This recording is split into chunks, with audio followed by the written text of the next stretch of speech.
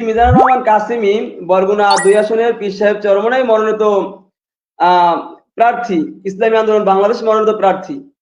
তো মুফতি মিজানুর রহমান কাসেমীকে পীর সাহেব চরমোনাই মনোনয়ন দেওয়ার পরে বামনা, বেতাগী, পাথরঘাটায় সব জায়গায় একটা আলোড়ন ছিল যে এই ব্যক্তি কে আবার।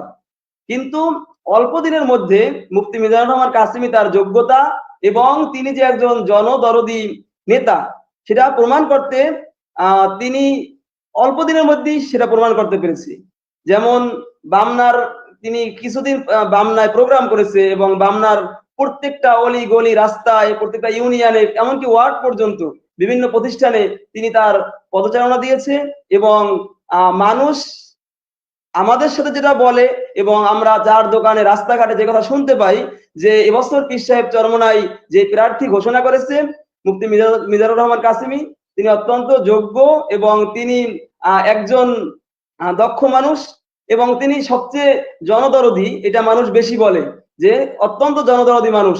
তিনি যাকে পায় তাকে বুকের ভিতরে জড়াই ধরে। এটা শুধু আজকে না, তিনি সবসময় এই কাজ করে থাকে। তো সেই জায়গা থেকে গত ২-৩ দিন আগে আমাকে একজন বামনার অন্য এক দলের বড় লিডার তিনি বলতেছিলেন যে আপনাদের যে প্রার্থী দেওয়া হয়েছে সেই প্রার্থী অত্যন্ত যোগ্য এবং অত্যন্ত যেটাকে বলে জনদরদী মানুষ। এবং আমি তার কাছে জিজ্ঞাসা করছিলাম যে আমাদের কি অবস্থা, জনমনে আমাদের নিয়ে কি বর্তমানে কথা চলতেছে। তো তিনি বলছিল যে আপনাদের এবছর অবস্থান খুবই ভালো। আমরাও সেটা প্রত্যক্ষ করছি।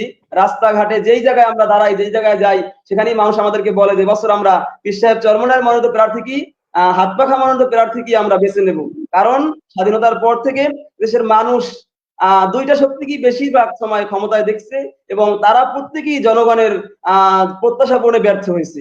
তো এবছর মানুষ একটা তৃতীয় ধারা এবং যেটাকে বলে যে এদের বিকল্প, যারা ক্ষমতায় ছিল তাদের বিকল্প এক শক্তিকে বাংলাদেশের মানুষ, বিশেষ করে বরগুনা ২ আসনের মানুষ, তারা ক্ষমতায় দেখতে চায়।